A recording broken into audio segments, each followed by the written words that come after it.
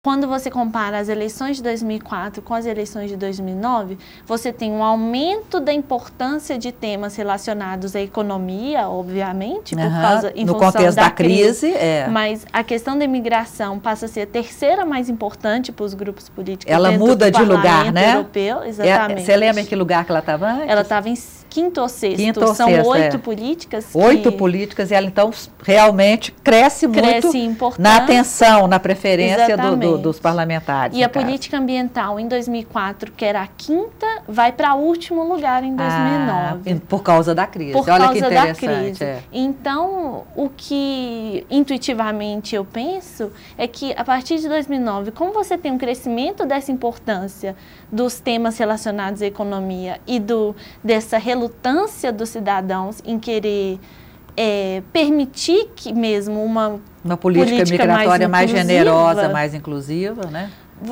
Provavelmente, em questões ambientais, a política pode ter sido mais progressista, porque os grupos não têm preferências, não mostram ter preferências intensas em política ambiental, a não ser os verdes. Os verdes. Os demais são localizados bem ao centro. Você não tem nenhum grupo político, isso eu analisei mesmo, você não tem nenhum grupo político localizado à direita.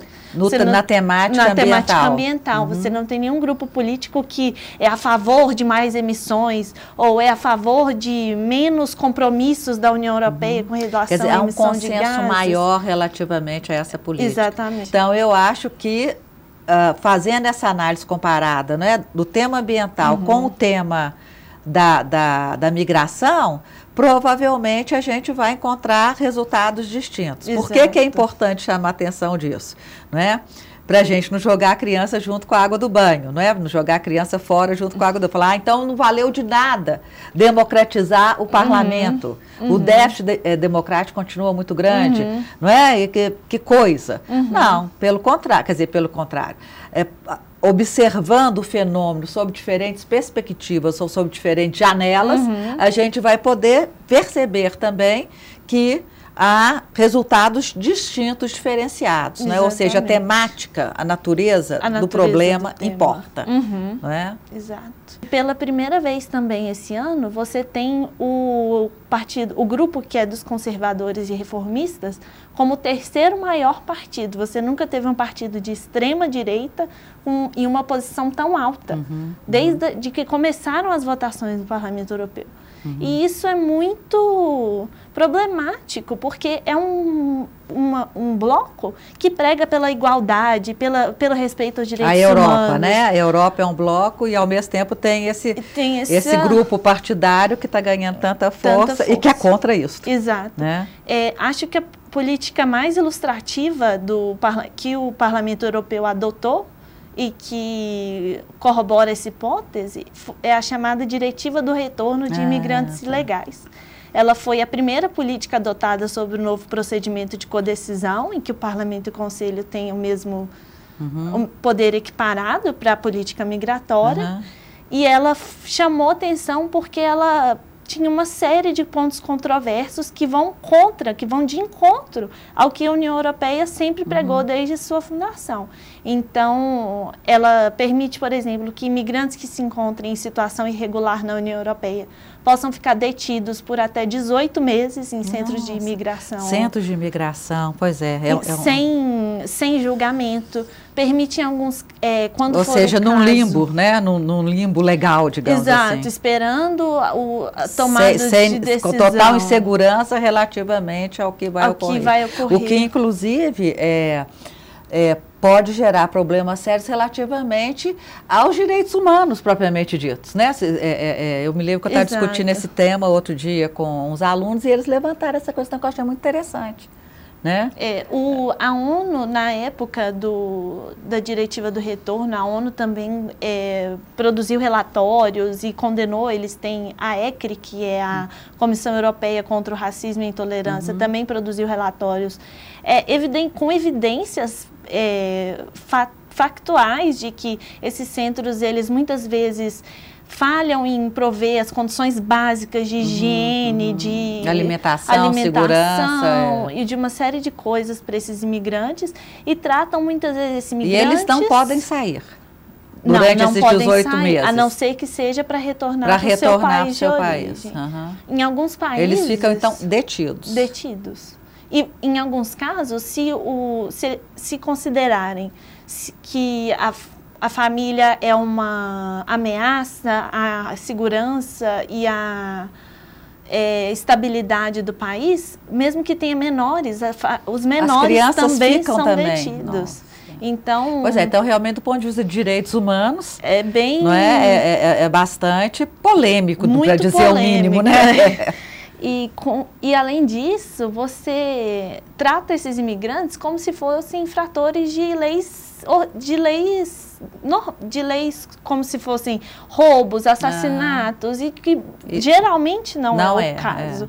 Geralmente são pessoas que estão fugindo de ameaças políticas, são pedindo asilo político, pedindo asilo, são pessoas que estão sendo ameaçadas em seus países de origem.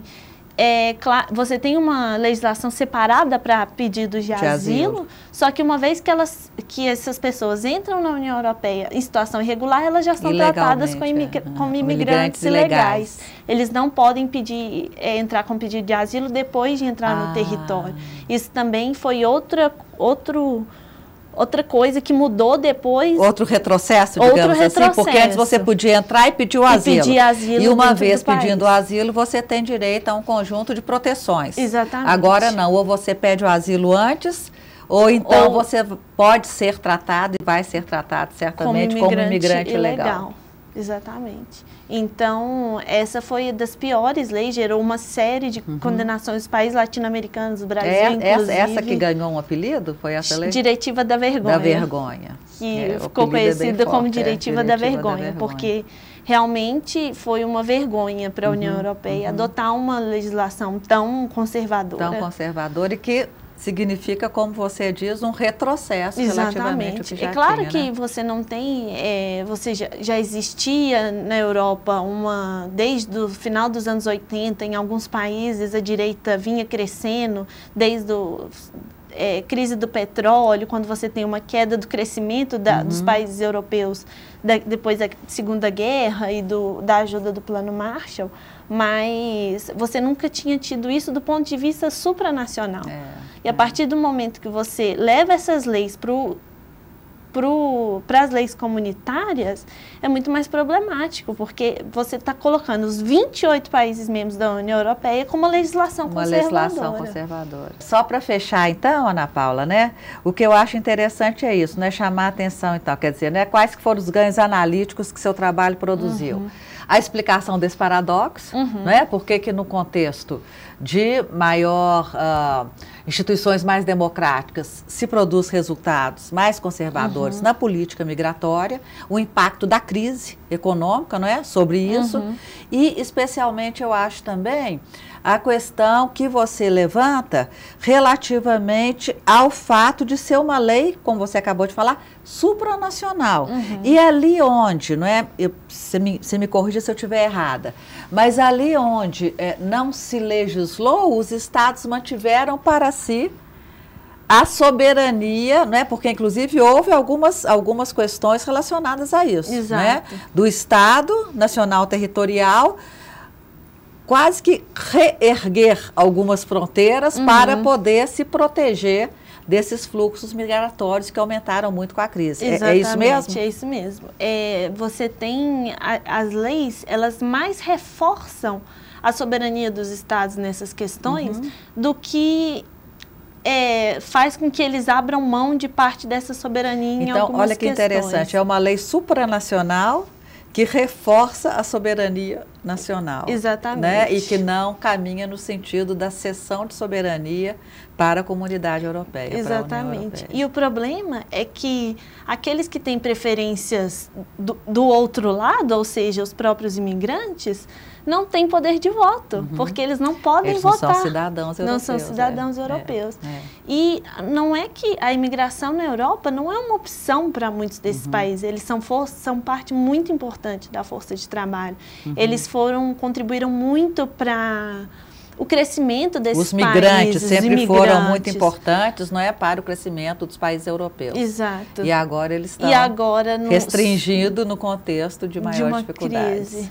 Então, a conclusão que eu cheguei quando eu analisei esses pareceres do parlamento e a forma com que o parlamento, ao invés do que a literatura pregava, de que ele agiria no sentido mais eurocêntrico, em função da crise e dessa nova composição mais conservadora, ele agiu de forma a levar um retrocesso da política migratória, ao invés de... E nesse sentido, significa um passo atrás também todo esse processo tão generoso que tem sido, não é?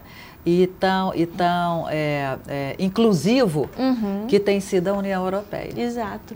E isso vai gerar problemas futuros, eu acho, nesses países, porque agora já está ocorrendo, a recuperação econômica em algum momento vai ocorrer. E esses países lidam com uma população idosa muito grande e lidam também com falta de mão de obra em setores fundamentais. Eles precisam dessa mão de obra, né, dos migrantes. Eles não podem abrir mão dessas pessoas que moram lá. Então, é importante que essas leis concedam direitos a esses imigrantes e não só punições, né? Exato.